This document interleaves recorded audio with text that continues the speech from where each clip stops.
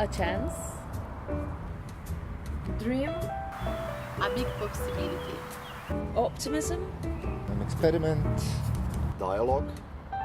Activism. Confrontation. Participatory democracy. Proposing laws through theatre.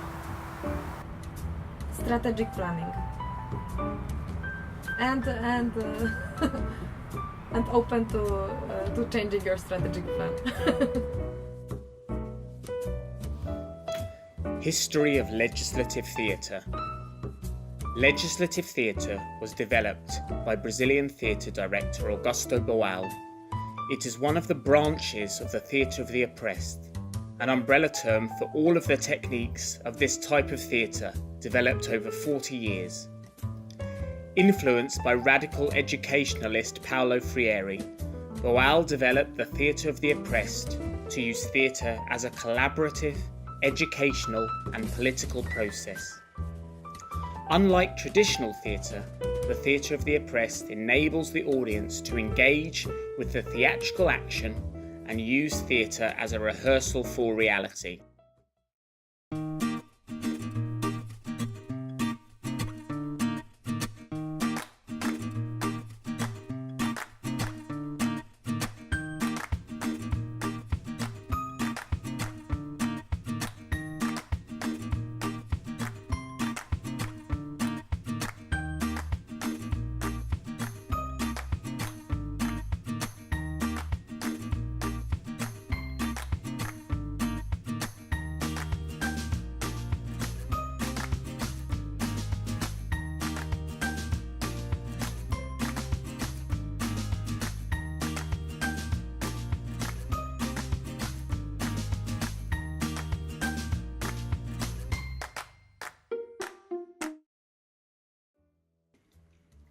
Legislative theatre builds on the technique of forum theatre, in which an audience can stop the play, enter the stage space, and change the direction of the play in order to learn more about and overcome a certain oppression.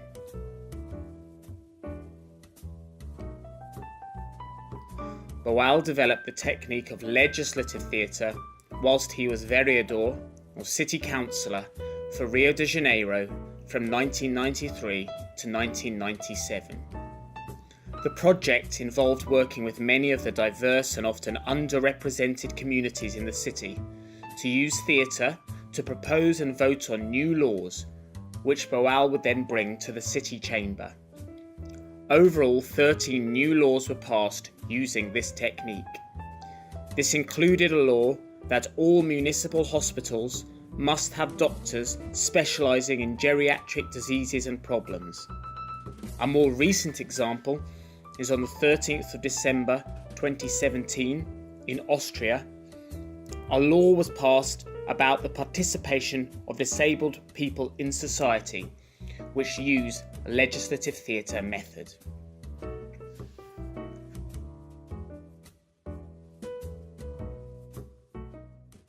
And I thought, oh wow, if you can change a law during the theater process, this can be something amazing. This can be something that normally people think they cannot do, that it's not possible. Like only certain people are eligible for changing the law.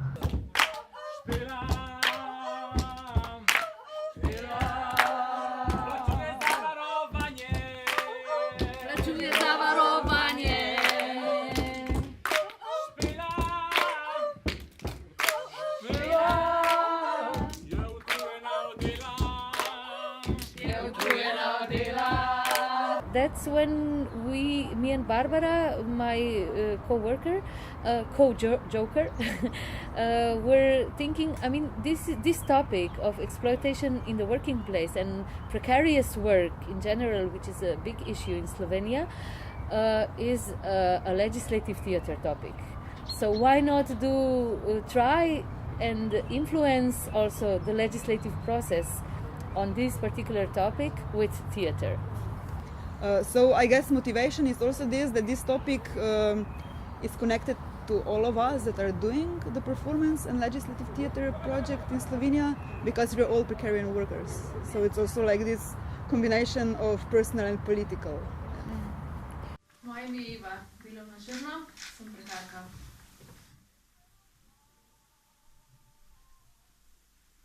Moje ime je Tina, delam na podjemno pogodbo in sem prekarka. Moje ime je Tjaša, sem občasna samostojna podjetnica in sem prekarka. We worked for, I would say, like for half a year on the topic itself about precarious work. And what was interesting is that we realized, like after reading different articles, discussing the problem, that all participants found themselves as precarious workers, but in the past. Like they all gave examples of examples from the student time. So like when they were students, they were precarious workers. But they couldn't or didn't want to connect their lives now as a precarious workers.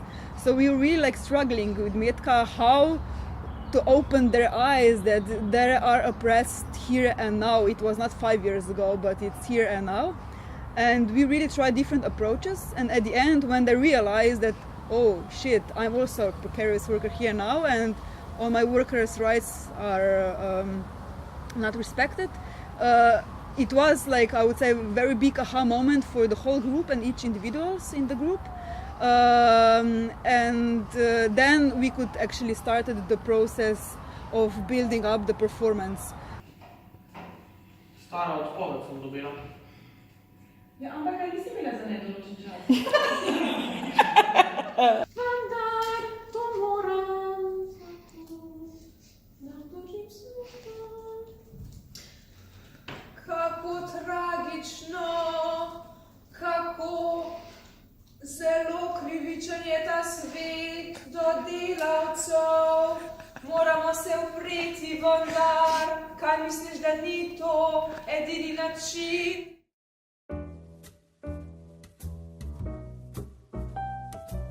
The current project is about the management of a river in the extreme north Italy, in a region close to Austria.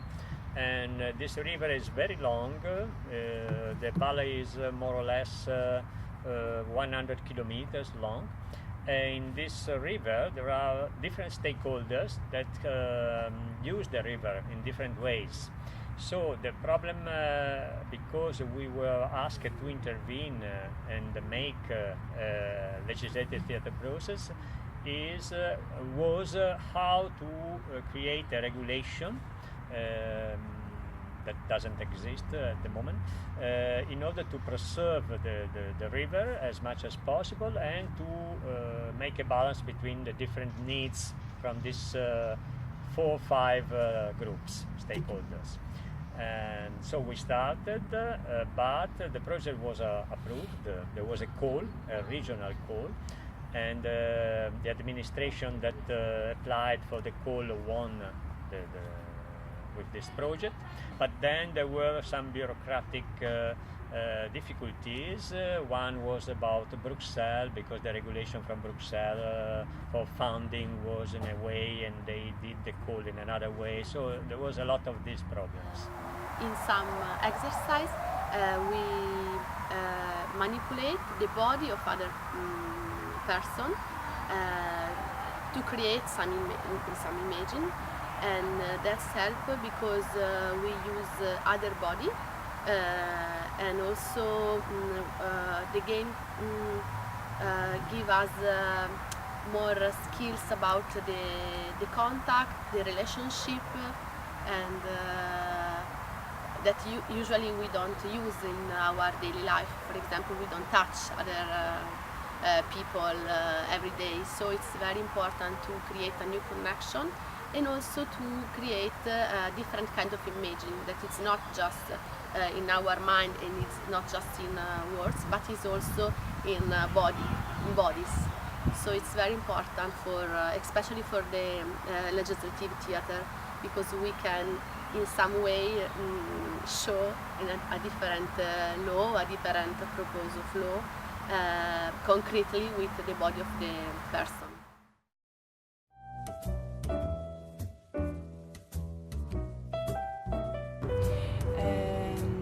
preparing this performance with deaf youth, we hope to raise awareness, to make them feeling that they are visible, that people who are not deaf are interested in their problems and their ordinary life, that they get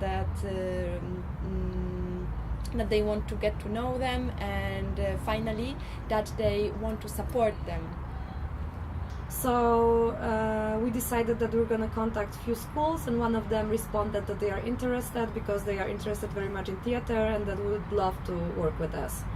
So first what we did, we went to the school, presented our idea, we explained what the Forum and Legislative Theatre is, and they were pretty excited to join the project. So this is how we met.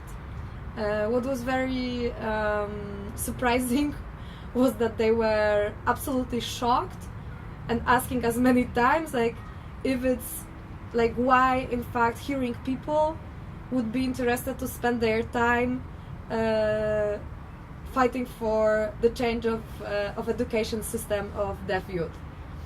For us it was obvious, but for them, yeah, it was shocking somehow.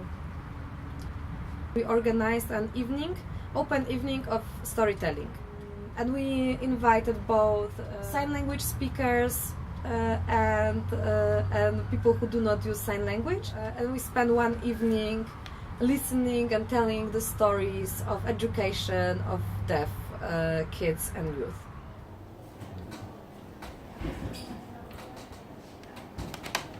Ja mam złe wspomnienia na ten okres. Byłam bardzo samotna, czułam się wykluczona. Zawsze siedziałam w pierwszej ławce i pani Lucia bardzo blisko zawsze mówiła, próbowała. Miałam jeszcze takie te systemy FM, które były podjęte do aparatów, żeby jeszcze bardziej to wzmacniało dźwięki, żebym mocniej słyszała, ale w ogóle mi to nie pomagało.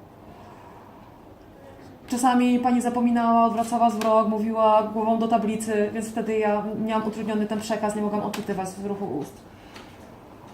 And then week by week we've been meeting to create the performance. So we spend a lot of time on storytelling, playing games and debating around deaf education. Bardzo serdecznie chcę Was wszystkich zaprosić na spektakl pod tytułem Świetnie do końca cichy. Odbędzie się 10 maja, w czwartek o godzinie 17:30. Gdzie? W Polskim Centrum Kultury. Wstęp bezpłatny. Zapraszamy.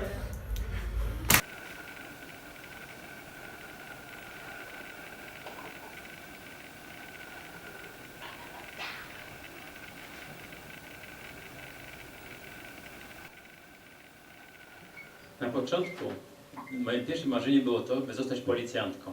Powiedziałem ojcu, że na pewno zostanę policjantką. Tata powiedział, że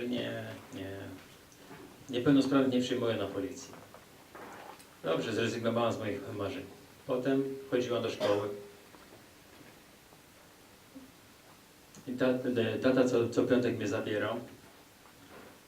I tam w pracy, który budował, pomagałam jemu.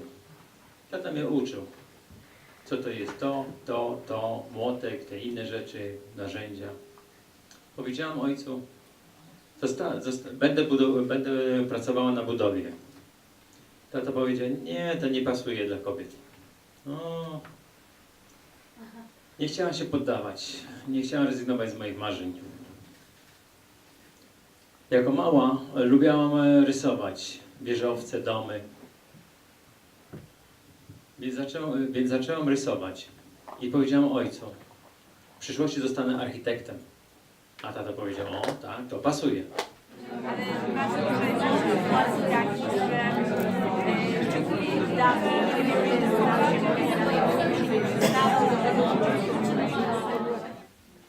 Ja uważam, że osoby słyszące powinny się nauczyć języka migowego, tak jak się uczą języka angielskiego. A dlaczego się uczycie angielskiego, a nie migowego? To nie osoby głuche powinny się dostosować do całości społeczeństwa, tylko społeczeństwo jako całość powinna wyjść im jakby wam, wielu osobom tutaj naprzeciw i wtedy myślę, że tych różnych trudnych sytuacji byłoby znacznie mniej.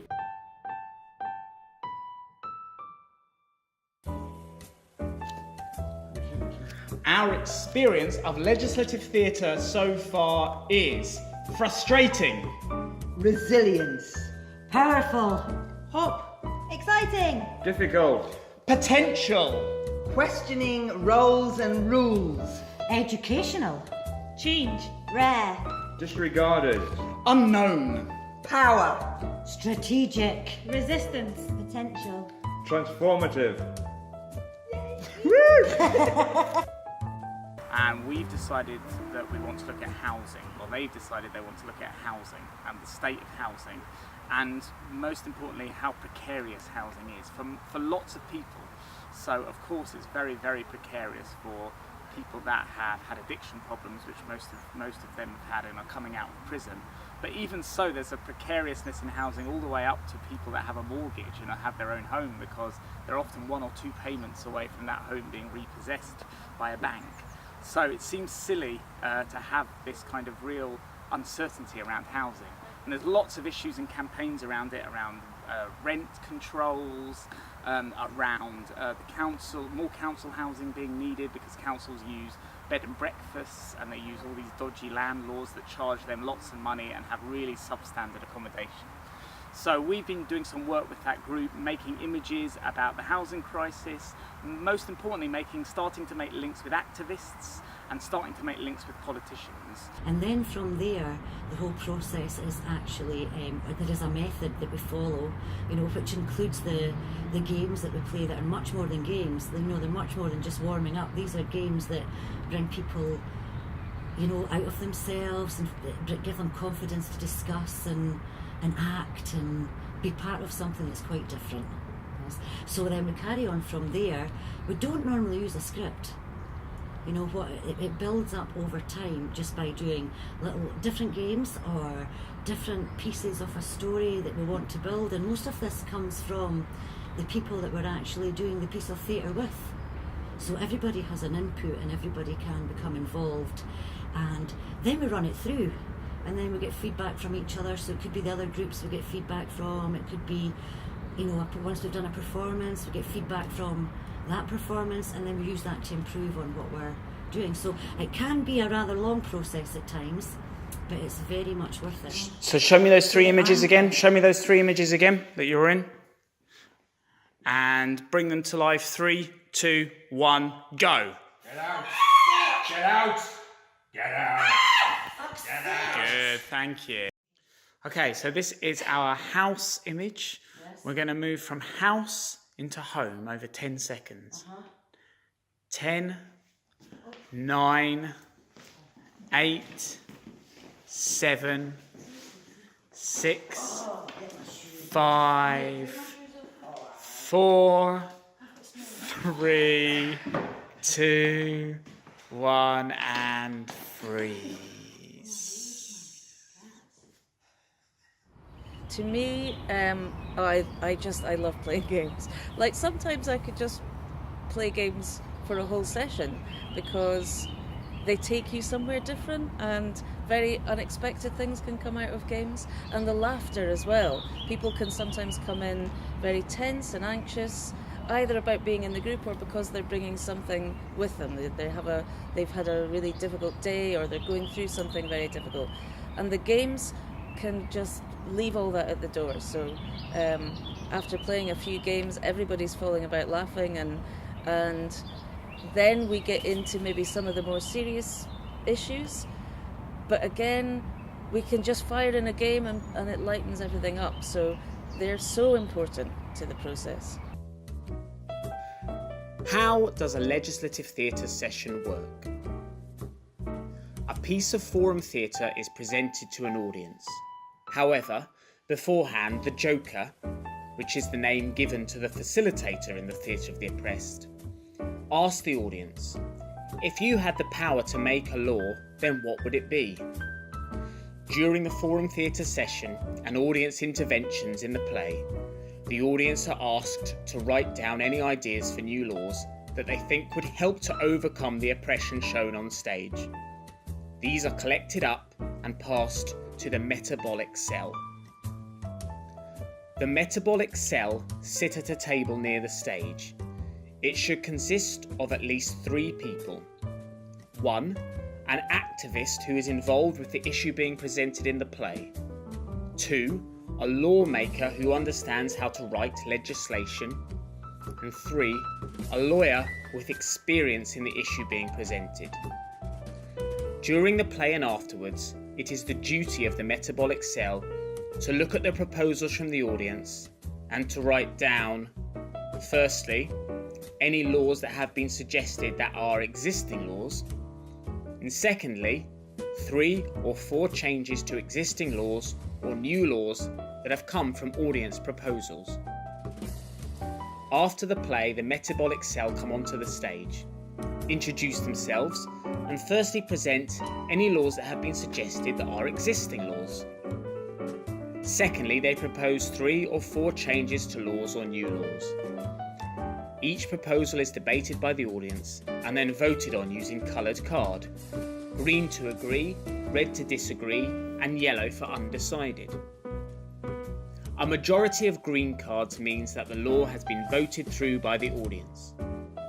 It is important to note that this is a pre-law making process.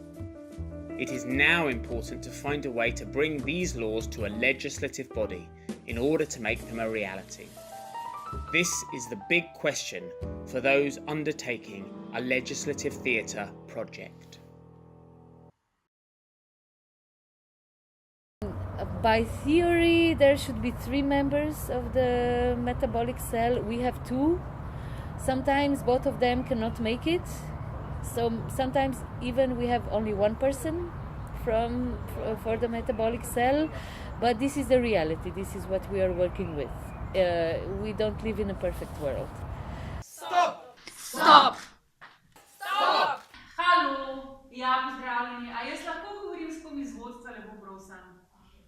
Ja, glejte, tlele je prišel poštar, ne, oziroma poštarka in mi prodaja, ne. A ste vi normalni tam na pošti, ja, koga?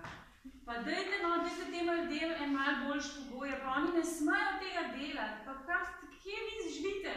Ja, tukaj sem delam 12 ur, veš. Delam zjutraj, delam popoldne. Ja, ma če ne bi imela več trafike. Ja, če ne bi imela trafike, ja, ne vem, kaj bi, veš. Imaš našparano, da še? Ma, našparano. Kaj pa vem, nimam glih našparano, pač veš, treba stroške pokrivati, treba račune plačevati. Metabolična celica je pač tak en, ne vem, metaforičen izraz za dve strokovnjakinji, ki bosta vaše predloge, ki ste jih napisali, oblikovali v predlog zakona. Iščemo v bistvu konsens, tako da bomo toliko časa potem še namenjeni debati. Glasujemo, kdor se strinja, naj dvigne zeleni kartonček. Aha, še vedno imamo dvome. Hočete glasovati?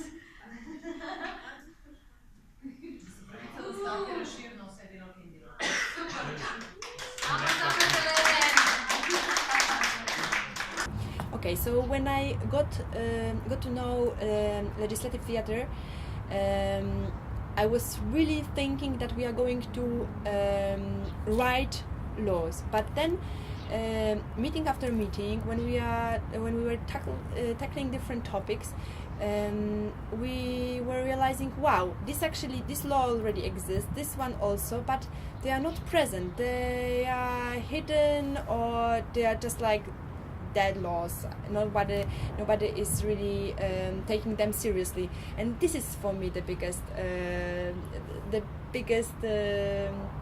surprise. You know, that actually system maybe is kind of ready sometimes, but like simply there is not enough goodwill. Because we did a legislative theatre project before called Resilience, which was a really, really good project. but we were maybe a bit naive when we were doing it, in that we invited politicians and decision makers to come to the performances, and they came. But then they went away afterwards and we asked for some meetings with them, and they kind of enjoyed it but said they didn't really know how to take it anywhere. And I think we realised the big issue was we hadn't got them involved at the very beginning of the process. We'd waited too long in the process to do that. So this time we said, right, what we need to do is three things. We need to be making contact with activists in the area, which we've started to do, politicians or people that actually truly want to change this, and the third thing was we wanted to make more connections with the wider Scottish theatre community, because we kind of thought that actually there are probably more skills out there and more ways that we could use to get this across. So we started doing all of these three things with our participants, and they've really enjoyed it. I think our big problem, or our big question, is we're going to have to put a lot of time and energy into this. Lots of time, lots of things that aren't theatre we're going to have to do. Lots of meetings. We're going to have to play the political game a little bit if we want to be in there. We can't just be in our own bubble if we're going to engage with politicians and legislators. And it's okay to do that, but actually how much time and effort and energy is that going to take? And could that time and effort and energy be used better elsewhere? My advice would be to think of it in more broad terms and really try and think about your own context that you're working in. Don't try and copy what Boal did in Rio, because we're never going to do that. It's very, very difficult to do that. The legislative theatre, I think, can mean lots of things. It doesn't even have to have that form of the metabolic cell, of the voting. It doesn't have to have that. What legislative theatre is for me is a way of using forum theatre and the other techniques in the theatre of the oppressed and beyond to think about how people can engage with the legislative process. And that could be about making new laws, but that could also be about learning about what existing laws happen and also helping to shape and change those, or how they might be used or how not be used. So I think for me it's like, it feels very daunting to go, right, we're going to change laws using a small piece of theatre. Yeah, because one is, well, you're going to have to reach a lot of people to be able to do that, and two, you're going to have to be accepted by whatever political or legislative body you want to change those laws. But I think if we think about legislative theatre in a more broad sense of actually finding a way in which we're connecting people to the decisions and the laws and the legislation and policy that affect their lives, and how they can have some effect on that, and we use that, I think that's a good starting point, and doesn't feel quite so daunting as a process. The best part for legislative theatre is that you get to know word that is not usually your own, and that you have this entrance to the life of very beautiful and interesting people telling their stories, the stories that you would never have possibility to hear and understand without spending hours playing, talking, debating, discussing, and just being together. The last thing I want to ask you is, could you show me with your body language an image of legislative theatre, or a gesture, or with your body language, what it means to you?